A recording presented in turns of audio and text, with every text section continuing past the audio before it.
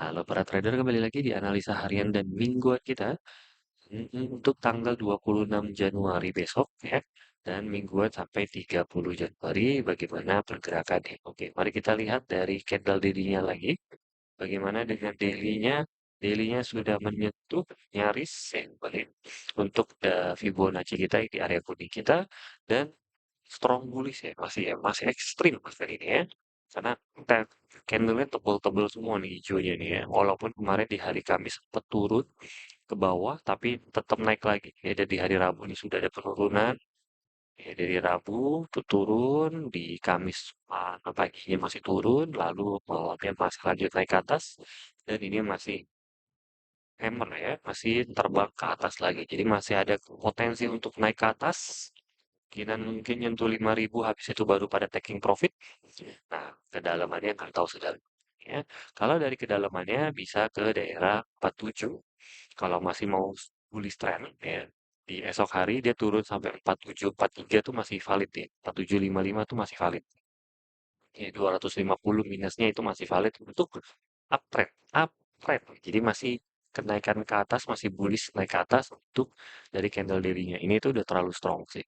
Jadi ada kemungkinan di 5.000 sekianan itu orang pada jual emas atau taking profit karena itu sudah cukup besar potensi kenaikannya. Ya, tinggal tunggu bottoman lagi ya, baru mereka tinggal beli lagi aja.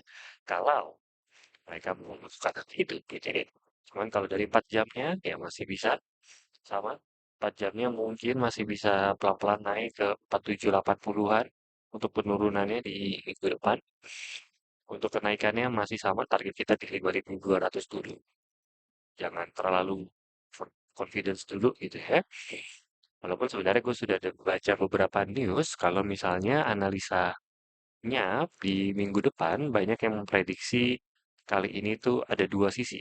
Yang pertama pada bilang institusi itu masih menunggu sebenarnya untuk baik-baik lagi untuk diterbangin ke 5.400 di akhir Januari ini. Jadi itu target mereka. Target weekly dan target bulanan mereka adalah di 5.400. Bayangin ya. Kalau beneran terjadi ya itu sangat barbar sekali. Dan kalau drop itu geser lagi. Kalau drop itu bisa sampai ke 4.400. Ya, itu targetnya mereka. Jadi kalau drop eh, beberapa memperkirakan bisa sampai 4.400, tapi kalau terbang target mereka di 5.400 baru pada rame-rame taking profit. Nah, ya, baru pada jual emasnya semua tuh ya para institusi. Jadi target mereka bukan di Fibo kita 52 tapi di 54. Lalu untuk penurunannya di 44 target mereka. Jadi tinggal lihat mana dulu yang dicapai, adakah naik atau turun. Kali ini minggu ini lebih tepatnya itu sebenarnya cukup barbar ya. Minggu kemarin juga barbar sih kenaikan sih.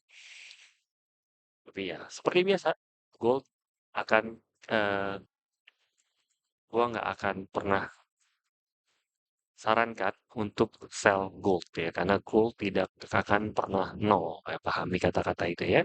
Gold tidak akan pernah nol, jadi besar kemungkinannya adalah terus naik ataupun kalaupun turun itu hanyalah koreksi atau harga diskon. Betul.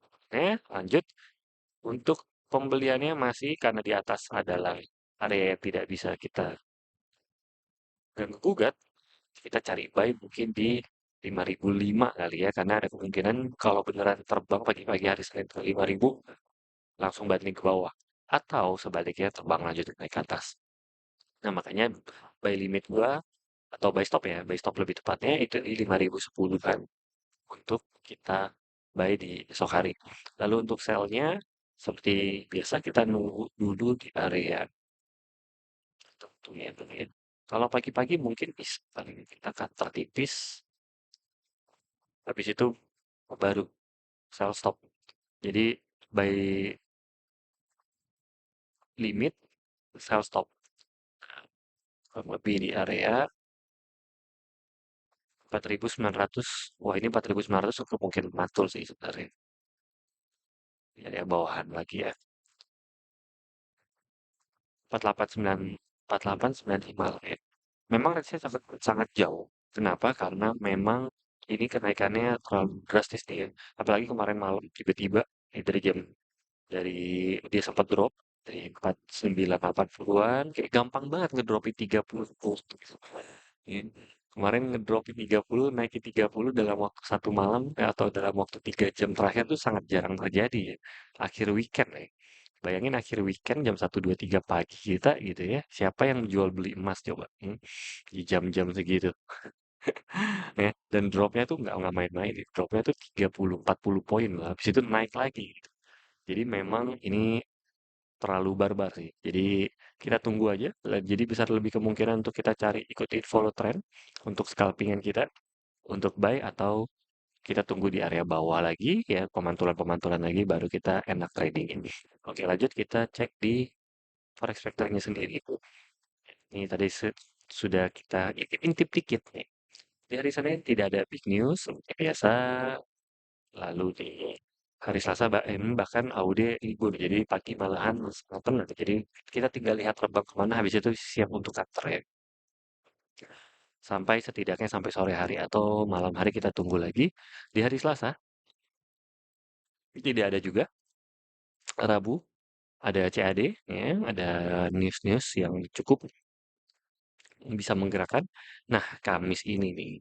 Kamis nih ada FOMC statement, press conference, dan pemotongan suku bunga dan ini akan sangat barbar. Nah, inilah yang ditunggu-tunggu. Ini kalau plus minus ini yang bakal bisa drop atau plus sampai 400 dolaran. Ini yang diperkirakan orang-orang. Ya, Kamis ini akan sebagai penentu kemana ke arah gold. Ya, ini akan berbahaya. Nah, masalahnya ini di 29 kan 29 kita ya, itu 28-nya US ya. Jadi kita perhatikan pagi hari ya, bahaya kalau tinggalin apa namanya posisi kalau mau pasang stop loss dan TP kalian. Lalu di setengah sembilannya biasa saja hanya ada unemployment claim. Lalu di hari Jumat juga ada core PPI gabungan dari FOMC seperti biasa dan di Jumat malam atau paginya ya seperti biasa akan menjadi barbar ya, di sini ya karena penutupan akhir minggu dan akhir bulan. Nah, itu yang ditargetkan antara 5.400 atau 4.400 kita lihat di minggu depannya. Bagaimana kalau gue mungkin kalau nyentuh beneran 5.400 siap-siap big sell sih ya. Siap-siap shortnya yang lumayan gede. Kalau beneran terbang. Karena minggu depan kalau beneran terbang lagi ke daerah 5.400 itu akan terlalu tinggi ya. Akan secara mindset sih harusnya orang pada jual. Setidaknya retail udah jual ya, di 5.400. Karena kalau beneran minggu depan berarti 5 hari ke depan itu strong bullish lagi. 5 hari candle ini kan 5 hari candle ini candle daily ya. Ini candle daily ini lima-limanya hijau ya. Kalau beneran ke 5.400 kan berarti 5 candle lagi hijau dan itu udah terlalu tinggi bayangin ya. Itu targetnya mereka tuh, targetnya para institusi. Bayangin berarti RSI itu bisa ke daerah 90-an dan itu sudah terlalu tinggi sih kalau beneran terjadi. Dan sangat berbahaya sebenarnya dari segi ekonomi. Tapi memang itu sudah keluar ya, statement-statementnya. Jadi kita jaga-jaga saja ya. Yang pasti untuk saat ini sell belum, untuk big sell-nya belum, karena masih ada kemungkinan naik terbang ke atas lagi. Jadi kita, dan mari kita lihat, siapa tahu hari Senin tiba-tiba atau hari Minggu ini tiba-tiba ada big news lagi, ya kan? Kita Amerika bikin kendala apa atau bikin statement apa lagi yang bikin gold masih bisa lanjut terbang ke atas ya. Karena ini masih strong bullish. Ini bukan bullish ya, ini masih strong bullish. Jadi kita lihat lagi. Ini masih bisa jebol, masih 5.000 masih bisa tembus masih sampai 5.200-an menurut Vibo kita sendiri untuk technical analisa kita. So, segitu saja analisa harian dan minggu kita kali ini. Selamat